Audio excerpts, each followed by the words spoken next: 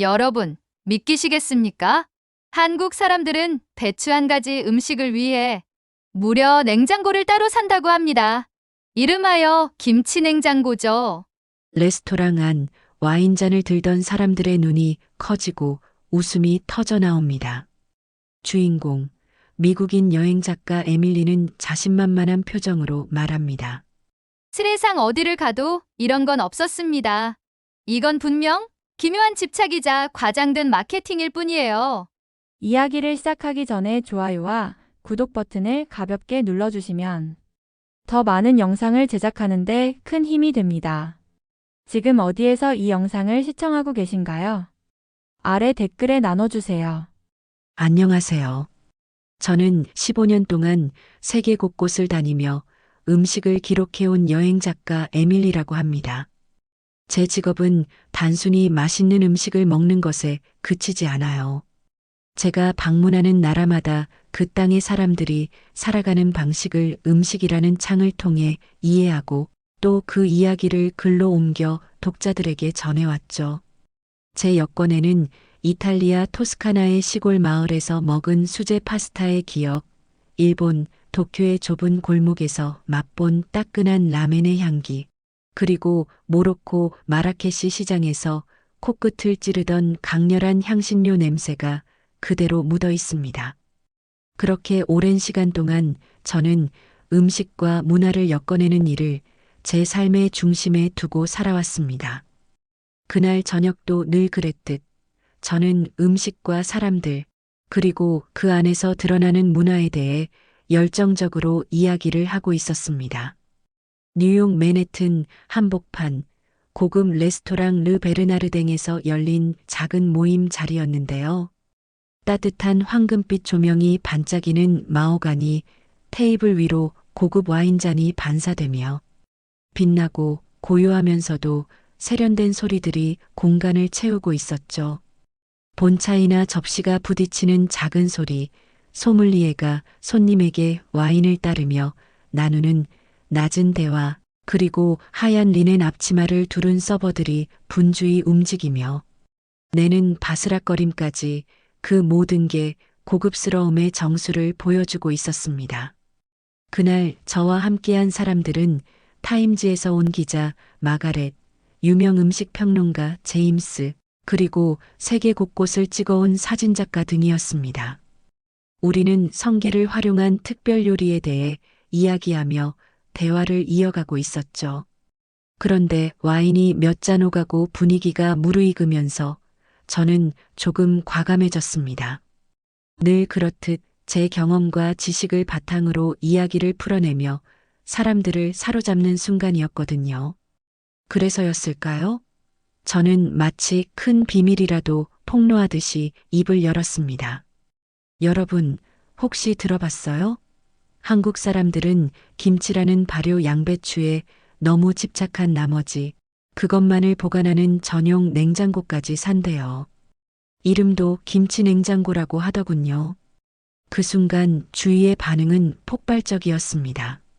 마가렛은 와인을 뿜을 뻔하며 웃음을 참느라 고개를 숙였고 제임스는 포크를 내려놓고 제 말을 경청했습니다. 사진작가는 스마트폰을 꺼내 실제로 검색을 시작했죠. 저는 그들의 반응에 힘을 얻어 더욱 신이 나서 말을 이어갔습니다. 양배추를 보관하는데 일반 냉장고로는 부족하다니 말도 안 되지 않습니까? 저는 67개국을 다녔습니다. 몽골 초원에서 유목민과 함께 식사했고 프랑스 로크포르 동굴에서 치즈 발효 과정을 직접 배웠습니다. 이 손으로 이탈리아 할머니들과 파스타를 빚었죠. 그런데 김치 하나 때문에 특별한 냉장고가 필요하다? 제 경험상 그건 순전히 마케팅의 속임수일 뿐이에요. 제 말에 테이블은 웃음과 수군거림으로 가득 찼습니다. 저 자신도 그때만큼은 세상 누구보다 확신에 차 있었죠.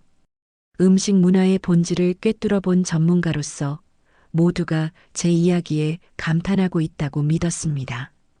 하지만 마음 한구석에서는 아주 작은 목소리가 속삭이고 있었습니다. 혹시 정말 내가 모르는 게 있을지도 몰라. 그러나 저는 그 목소리를 애써 무시했습니다. 발효 양배추 따위가 내 오랜 경험을 시험할 수는 없다고 생각했으니까요. 하지만 인생은 언제나 우리 자만심을 시험하는 방향으로 흘러가는 법이죠. 3개월이 지나 차가운 1월의 어느 화요일 아침, 제 브루클린 아파트 창밖에는 잿빛 하늘이 드리워져 있었고 저는 따뜻한 커피를 홀짝이며 하루를 준비하고 있었습니다. 그런데 갑자기 전화벨이 울렸습니다. 편집장이었죠. 그의 목소리는 다급하고도 단호했습니다. 에밀리, 일정 다 정리해. 다음 주에 한국으로 가야 해. 잡지에서 한국 음식 문화에 대한 종합 기사를 원하고 있어. 특히 김치, 그리고 사람들이 요즘 계속 얘기하는 그 김치 냉장고 말이야. 그 순간 제 심장은 얼어붙는 것 같았습니다. 세상에 하필 김치 냉장고라니. 그토록 가볍게 비웃었던 주제가 이제 제 발목을 잡으려 하고 있었던 겁니다. 아이러니가 너무도 날카로워서 오히려 웃음이 나올 정도였죠. 하지만 창밖의 차가운 하늘을 바라보며 저는 알았습니다. 제 앞에 새로운 여정이 열리고 있다는 것을, 제가 알고 있다고 자신만만하게 믿었던 세계가 이제 시험대 위에 오르려 하고 있었던 것이죠. 비행기가 바퀴를 활주로에 내리꽂으며 덜컥 소리를 내는 순간 저는 그 소리에 눈을 번쩍 떴습니다. 긴 비행 끝에 도착한 낯선 땅, 창문 너머로 보이는 서울의 모습은 그 자체로 충격이었어요. 끝없이 뻗은 도로 위로 차들이 질서 있게 흐르고 빼곡히 늘어선 고층 빌딩들은 안개를 뚫고 위로 치솟고 있었죠. 마치 살아있는 거대한 전자회로판을 보는 것 같았습니다. 빛나는 유리 벽면, 깜빡이는 간판들, 그리고 어제의 네온이 아직도 잔상처럼 번져 있는 듯한 느낌까지. 그 모든 풍경이 제 눈앞에서 꿈처럼 펼쳐지고 있었어요. 몸은 텅 빈 듯했고 머리는 뿌옇게 흐려져 있었습니다. 14시간 넘게 이어진 비행은 제 몸과 정신을 따로 놀게 만들었지요. 마치 내가 여기에 있지만 동시에 아직도 대서양 어딘가에 남아있는 듯한 이질감. 그런 혼란 속에서 저는 앞으로 마주할 일들을 조금도 예상하지 못했습니다. 아니, 어쩌면 제 자만심이 그런 가능성조차 애초에 밀어냈는지도 모르겠습니다. 공항을 나서자마자 저는 택시에 몸을 실었습니다. 목적지는 곧장 서울 시내의 전자제품 매장이었어요. 김치 냉장고라는 낯설고 우스꽝스럽다고만 생각했던 그 존재를 직접 확인하기 위해서였죠. 제 머릿속에는 여전히 그것이 단순한 마케팅의 산물이라는 생각이 강하게 자리 잡고 있었습니다. 하지만 택시는 곧 저를 완전히 다른 세계로 데려다 놓을 준비를 하고 있었어요. 운전석에 앉은 기사님은 교통체증이 심한 아침 도로를 마치 발레라도 추듯 능숙하게 헤쳐나갔습니다. 차선마다 빼곡히 들어선 자동차들은 모두 낯선 브랜드들이었는데 현대, 기아라고 적힌 마크가 눈에 계속 들어왔습니다. 노란 택시들이 무리를 이루며 움직이는 모습은 마치 한 몸처럼 유기적으로 흐르고 있었죠. 창밖으로 스쳐 지나가는 간판들은 모두 한글로 적혀 있었는데 피곤한 제 눈에는 그 글자들이 추상화처럼 일렁이며 춤추는 것 같았습니다. 도착한 건물은 제 예상을 완전히 깨부수는 것이었습니다. 반짝이는 유리와 금속으로 지어진 7층짜리 거대한 건물이 하늘로 뻗어 있었고 그 안에는 온갖 전자제품이 층마다 가득 전시되어 있었죠. 저는 자동문이 열리며 뿜어져 나오는 시원한 공기를 맞으며 안으로 들어섰습니다. 코끝을 스치는 것은 새 전자제품 특유의 향, 그리고 어쩐지 인위적으로 설계된 듯한 은은한 향기였죠. 하지만 무엇보다도 제 시선을 압도한 것은 매장 중앙에 펼쳐진 풍경이었습니다. 벽 전체를 가득 메운 수십 대의 김치 냉장고들이 줄지어 서 있었던 겁니다. 그 순간 저는 숨이 막히는 듯한 전율을 느꼈습니다. 크기도 디자인도 기능도 제각각인 냉장고들이 마치 하나의 예술 작품처럼 조명 아래에서 반짝이고 있었거든요. 작은 부엌에 들어갈 만한 소형 모델부터 웬만한 방만큼이나 커다란 산업용 크기의 제품까지 유리문이 달린 모델들은 안쪽이 훤히 들여다 보였고 디지털 화면에는 온도와 습도가 정밀하게 표시되고 있었습니다. 제가 농담처럼 마케팅의 속임수라 말했던 그것은 사실 하나의 거대한 산업과 생활의 중심축이 되어 있었던 겁니다. 저는 사람들의 행동을 눈을 떼지 못한 채 지켜봤습니다. 젊은 부부가 냉장고 문을 열었다 닫으며 기능을 꼼꼼히 살펴보고 있었고, 판매원은 마치 의료기기를 설명하듯 진지하게 발효 기능, 습도 조절, 칸마다 다른 온도 설정에 대해 열정적으로 이야기하고 있었습니다. 언어는 잘 알아들을 수 없었지만 중간중간 흘러나오는 퍼먼테이션 컨트롤, 휴미더티 컨트롤 같은 영어 단어들이 제 귀에 또렷하게 박혔습니다. 특히 인상 깊었던 건 한 어르신이었습니다. 수십 년 동안 가족을 위해 집안의 가전을 선택해온 듯한 노련한 손길로 거대한 500리터짜리 모델의 표면을 쓰다듬고 계셨습니다. 판매원과 차분히 대화하며 기능을 하나하나 짚어가는 모습은 그분이 단순히 물건을 고르는 것이 아니라 오랜 경험으로 얻은 지혜를 발휘하고 있다는 걸 보여주고 있었죠. 저는 그 자리에서 충격을 받았습니다. 이건 단순히 양배추를 위한 별난 냉장고가 아니었습니다.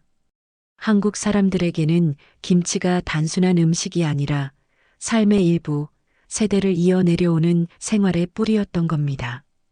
그 중요한 것을 지키기 위해 냉장고는 단순한 가전이 아니라 가정을 위한 투자이자 생활의 필수품이 되어 있었던 것이죠. 시간이 지나면서 수많은 사람들이 실제로 지갑을 꺼내고 카드로 결제를 하고 배송 일정을 잡는 모습을 보았습니다. 충동 구매가 아니었습니다. 마치 집을 고르거나 자동차를 사듯 진지하고 신중한 선택이었지요. 그날 저녁 저는 서울의 주거 지역을 걸었습니다. 창문마다 은은히 새어나오는 불빛 속에서 김치 냉장고가 조용히 제 역할을 하고 있는 모습을 보게 되었죠. 크고 작은 아파트마다, 부엌 구석마다 때로는 2대, 3대씩 놓여 있는 그 풍경은 제 머릿속을 혼란스럽게 만들었습니다. 그 순간 제 안에 한 가지 생각이 깊게 자리 잡기 시작했습니다. 내가 이렇게까지 틀릴 수 있다면 또 얼마나 많은 것을 잘못 이해하고 있는 걸까? 그 질문이 제 안에서 점점 커져갔습니다. 그리고 바로 그 물음이 앞으로 제가 경험하게 될 더 큰 깨달음과 이야기의 시작이 될 줄은 그때는 상상도 하지 못했습니다. 회사 셔틀버스가 서울 강남의 도로를 달리고 있었습니다. 창밖으로는 반짝이는 유리 건물들이 아침 햇살을 받아 서로의 모습을 비추고 있었죠. 제가 이곳에 온 건 단순히 취재 때문이었습니다. 하지만 속으로는 조금 불안했습니다. 한국의 김치 냉장고라니 솔직히 처음엔 우습게 생각했거든요. 그깟 배추 절인 걸 왜 별도의 냉장고에 넣어야 하지? 라는 의문이 제 머릿속을 떠나지 않았습니다. 뉴욕에서 기자 생활을 하며 수없이 많은 최신 기술을 봐왔지만 한국이 자랑하는 이 기계는 그저 과장된 마케팅에 불과할 거라 생각했죠. 사실 한국 음식에 대한 제 편견도 컸습니다. 낯선 냄새, 강한 향신료, 그리고 발효라는 단어가 주는 이질감까지 저는 이 모든 것을 선입견 어린 눈으로 보고 있었던 겁니다. 그런데 그 불신과 의심을 안고 도착한 곳이 바로 LG전자 연구센터였습니다. 건물은 마치 하나의 거대한 기념비처럼 도시에 서 있었죠. 수많은 연구원들이 드나들며 집집마다 쓰이는 기술을 더 나은 방향으로 발전시키고 있었습니다. 안내를 받아 올라간 23층, 그곳에서 저는 박지훈이라는 연구자를 만났습니다. 아직 젊어 보이는 그는 차분하고 성실한 태도로 저를 맞이했는데 그의 눈빛에는 제가 예상하지 못한 무게감이 있었습니다. 이 사람은 단순히 제품을 파는 직원이 아니구나 하는 느낌이 강하게 들었죠. 지훈 씨가 안내한 실험실은 제 예상을 완전히 뒤엎었습니다. 제가 생각했던 단순한 부품 연구소가 아니었습니다. 연구실 안에 가득한 장비들은 제약회사의 무균 실험실을 방불케 했습니다. 온도와 습도, 대기압까지 정밀하게 조절되는 기계들이 줄지어 있었고 그 안에서 김치가 발효되고 있었죠. 그런데 무엇보다 먼저 저를 압도한 건 바로 냄새였습니다. 상쾌하면서도 톡 쏘는 발효의 향, 땅속에서 갓 캐낸 듯한 흙냄새, 그리고 시간이 지날수록 점점 깊어지는 김치 특유의 향이 공기 속에 섞여 있었습니다. 그 순간 제가 무시하던 김치가 단순한 음식이 아니라는 사실이 서서히 스며들기 시작했습니다. 지훈 씨는 마치 지휘자처럼 실험실의 기계들을 설명했습니다. 저는 단순히 김치를 담아두는 공간일 거라 생각했는데 그의 설명은 전혀 달랐습니다. 김치 냉장고는 단순한 냉장고가 아니라 발효의 시간과 환경을 정밀하게 설계하는 도구였습니다. 그는 온도, 곡선이 어떻게 변화하며 습도가 맛의 깊이에 어떤 영향을 주는지를 차근차근 풀어냈습니다. 저는 마치 눈앞에서 하나의 교향곡을 듣는 듯한 기분이었죠. 그리고 마침내 그가 제게 김치를 시식하게 했습니다. 첫 번째 샘플은 제가 뉴욕에서 먹어본 한국 식당의 김치와 크게 다르지 않았습니다. 신선하고 깔끔했지만 특별할 건 없었죠. 두 번째 샘플에서는 차이가 뚜렷했습니다. 맛이 층을 이루듯 깊어졌습니다. 톡 쏘는 맛이 단맛으로 이어지고 삼키고 난 뒤에도 고소한 감칠맛이 입안에 오래 남았습니다. 그런데 세 번째 샘플은 제 고정관념을 완전히 무너뜨렸습니다.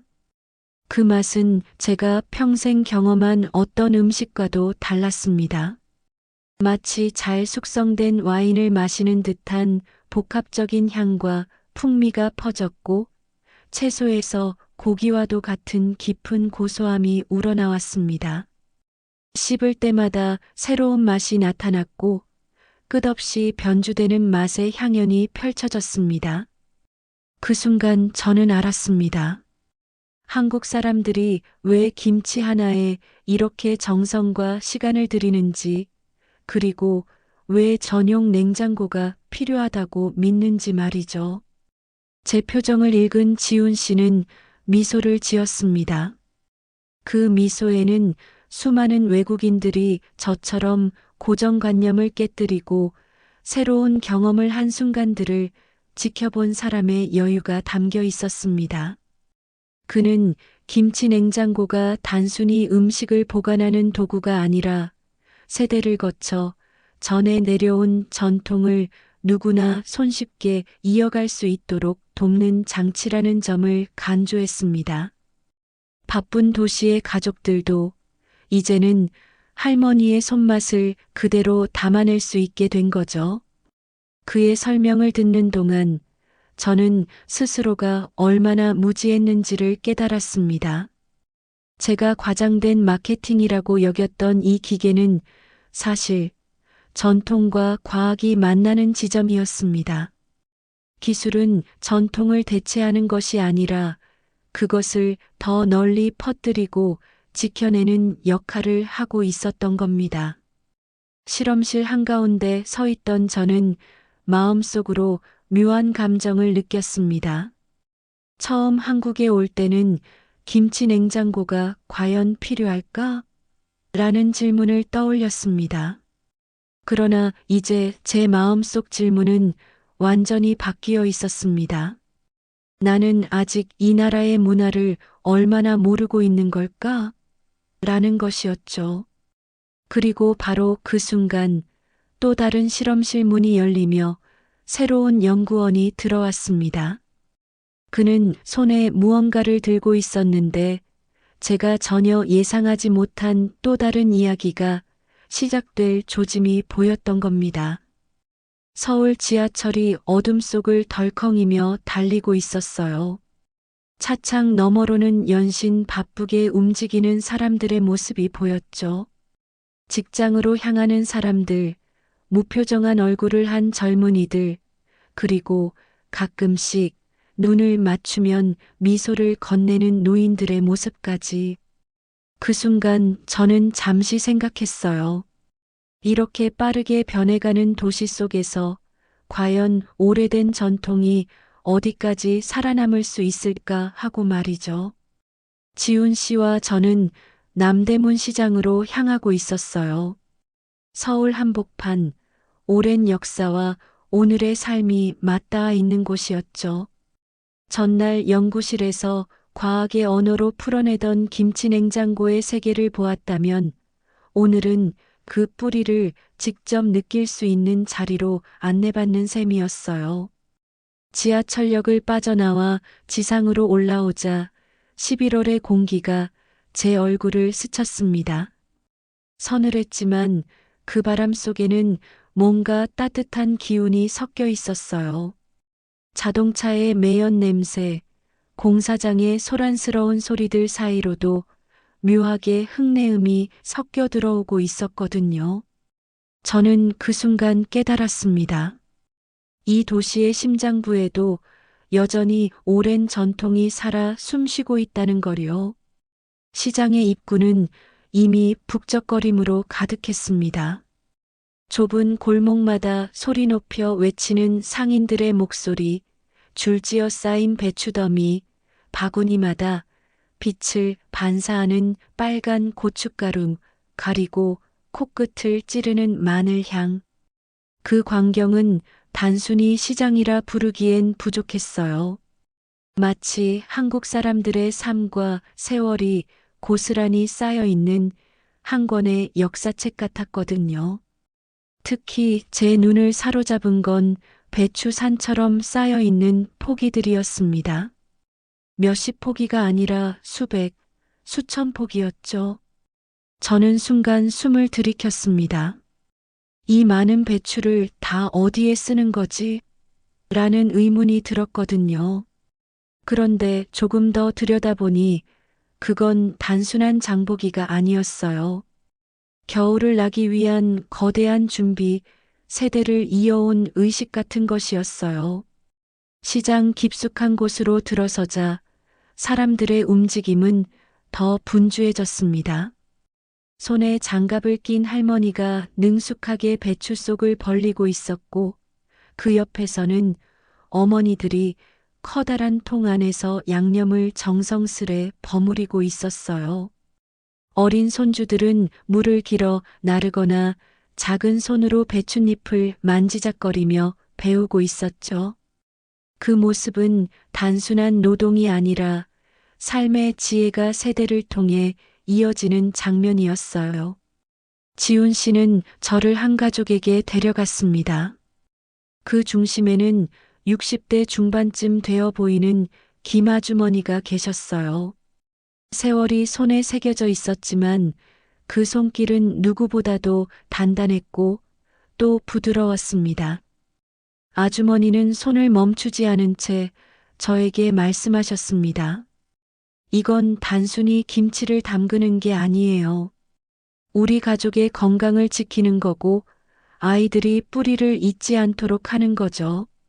저는 순간 고개를 끄덕일 수밖에 없었습니다. 눈앞의 광경이 너무도 압도적이었으니까요. 수십 개의 항아리와 통, 그 안에 담길 김치들. 어떤 건 바로 먹을 것이고 어떤 건 몇 달을 숙성시켜 깊은 맛을 낼 거라 했습니다.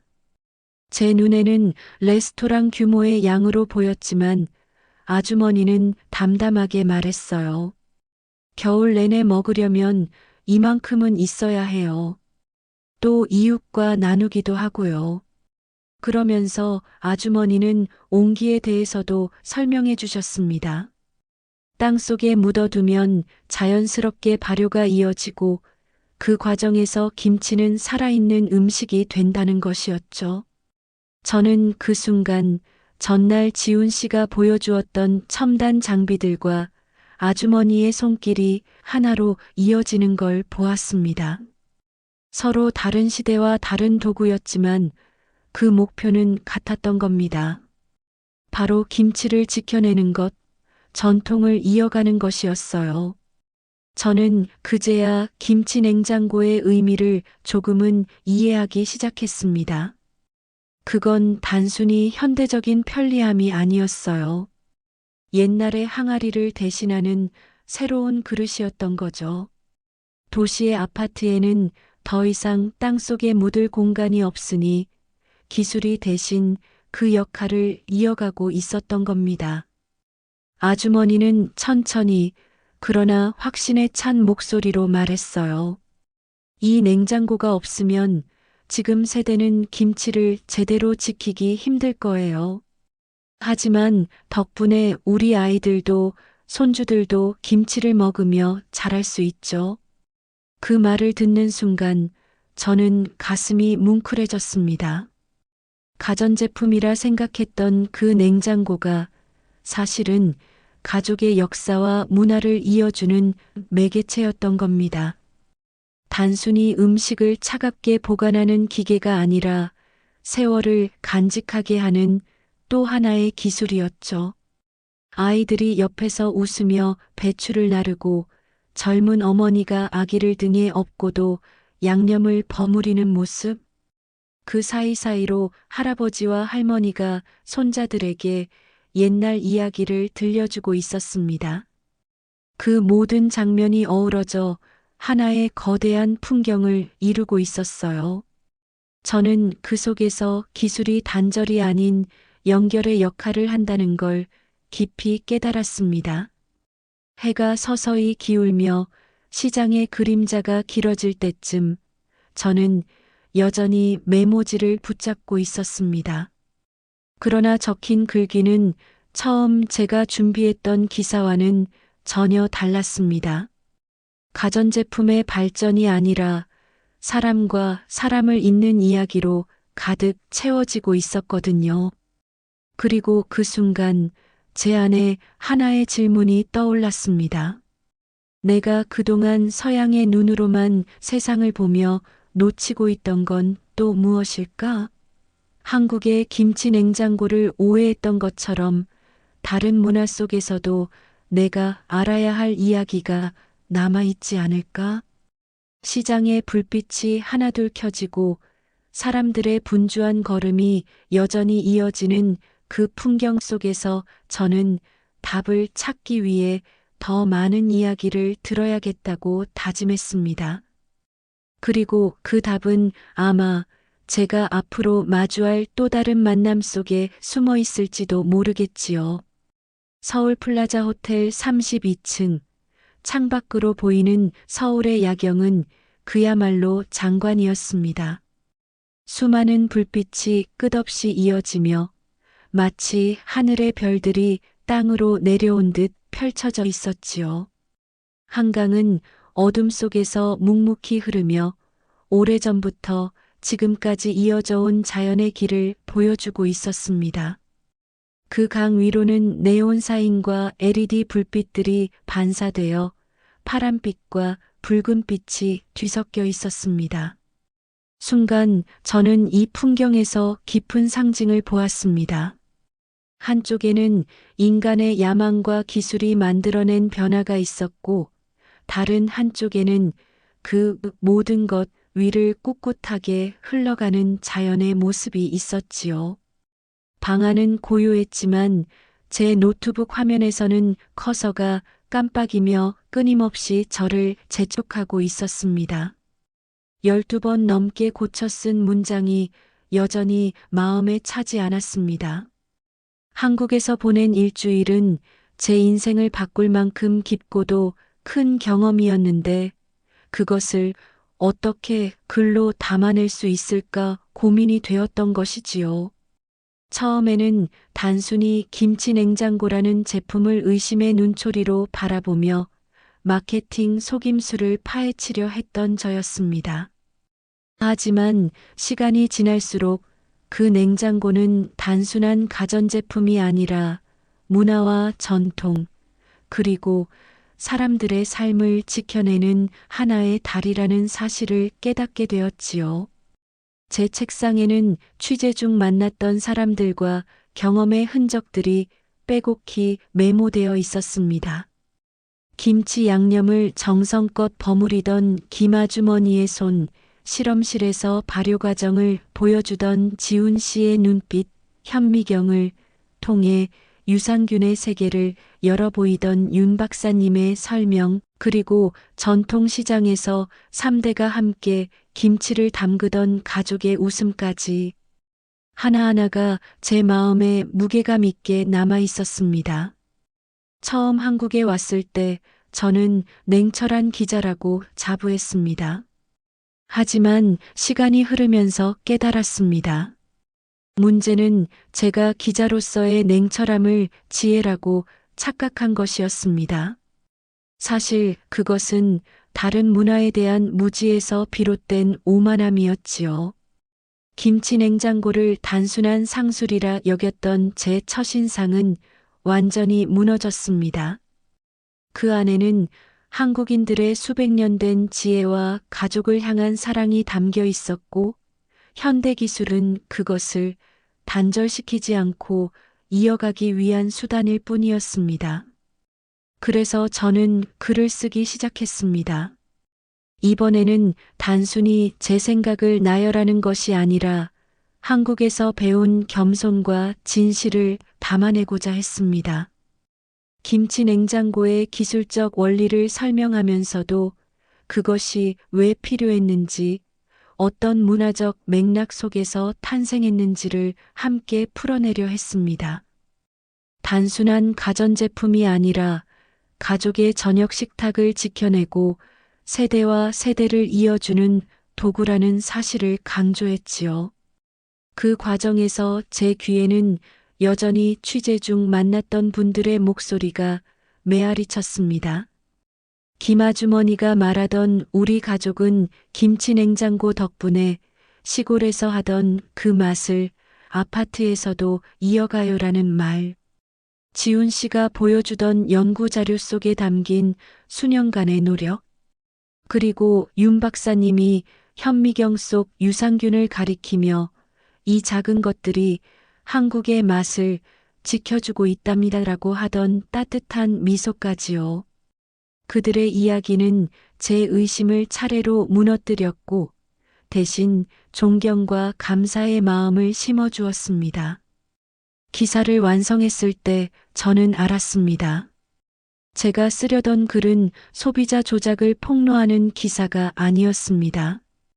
오히려 문화와 혁신이 만나는 지점을 기록하는 글이었지요. 제목은 김치 냉장고 문화가 혁신과 만나는 곳. 기사는 발표되자마자 예상치 못한 반응을 불러일으켰습니다. 독자들은 단순히 김치나 냉장고에 관한 정보만이 아니라 낯선 문화를 이해하려는 과정에서 겸손이 얼마나 중요한지를 느꼈다고 말했습니다. 많은 이들이 자신이 가졌던 편견과 오해를 털어놓으며 새로운 배움에 대한 경험을 공유했지요. 그 반응 속에서 저는 진정한 보람을 느꼈습니다. 제 변화가 단지 제 개인의 깨달음에 머무른 것이 아니라 다른 이들에게도 울림을 주고 있었다는 사실 때문입니다.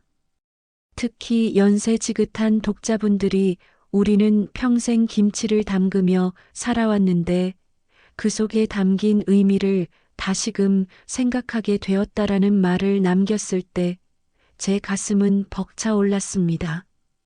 돌이켜보면 한국에서의 경험은 단순히 김치 냉장고라는 하나의 제품을 넘어서 저 자신을 비춰보는 거울이 되어 주었습니다. 기자로서의 오만, 문화에 대한 무지, 그리고 새로운 것을 배울 때 필요한 겸손함까지 그 모든 것이 이 짧은 여정 속에서 드러나고 교정되었던 것이지요. 이제 저는 압니다. 우리가 세상을 살아가며 마주하는 많은 것들, 특히 다른 나라의 문화나 전통, 그것들은 단순히 표면적으로 보이는 모습만으로는 다 알 수 없다는 것을요. 조금 더 귀 기울이고 조금 더 겸손히 바라본다면 그 속에서 수백 년, 어쩌면 수천 년 이어져 온 사람들의 삶과 지혜를 발견할 수 있습니다. 서울의 불빛이 제 마음속에서 여전히 반짝입니다. 그것은 화려한 네온사인이 아니라 제가 한국에서 만난 사람들의 따뜻한 눈빛과 정성 어린 손길이 만들어낸 빛입니다. 그리고 저는 다짐했습니다. 앞으로 어떤 문화든 어떤 음식을 만나든 더 이상 의심부터 하지 않겠다고요. 대신 열린 마음으로 배우고 존중하겠다고요. 김치 냉장고는 저에게 단순한 기계가 아니었습니다. 그것은 제 오만을 깨뜨리고 겸손을 가르쳐준 선생님이었습니다. 그리고 한국인들의 지혜와 사랑을 보여준 살아있는 증거였습니다. 이제 저는 확신합니다. 우리가 진정으로 배워야 할 것은 새로운 기술이 아니라 그 기술 뒤에 흐르는 삶의 철학과 인간의 마음이라는 것을요. 그리고 그것이 바로 제가 한국에서 얻은 가장 소중한 선물이었습니다. 오늘의 이야기 어떠셨나요?